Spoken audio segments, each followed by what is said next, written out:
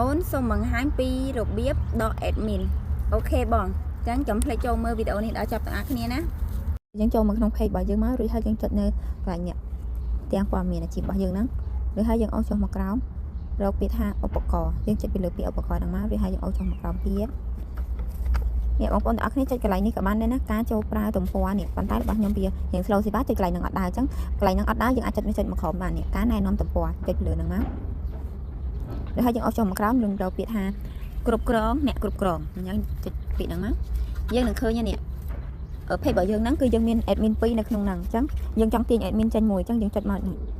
ឧទាហរណ៍តែខ្ញុំចង់ទាញ admin មួយនេះចេញចុចនៅលើត្រី3ហ្នឹងមកហើយយើងនឹងឃើញហើយគេដាក់ការមើលសិទ្ធចូលប្រើមួយទៀតគឺយកចេញពីទំព័រអញ្ចឹងមានន័យថាគឺយើងដក admin ហ្នឹងចេញអញ្ចឹងយើងចុចមកពីយកខាងក្រោមមកត្រង់ចំណុចកន្លែងនេះគឺយើងដាក់ password account admin ធំរបស់យើង admin ចាស់របស់យើងអញ្ចឹងយើងដាក់ត្រង់កន្លែងនេះគឺយើងចាំពេលដែលយើងដាក់ password ហើយគឺយើងចាំលេខកូដ email នៅក្នុង account របស់យើងហ្នឹងវានឹងផ្ញើសារ email ហ្នឹងមកឲ្យអញ្ចឹងយើងចាំយក email ហ្នឹងមកដាក់មកនៅពេលដែលនេះបងប្អូននៅពេលដែលយើងដាក់ email ហើយវានឹង load ឲ្យយើងបញ្ជាក់អញ្ចឹងយើងក៏បញ្ជាក់ទៅ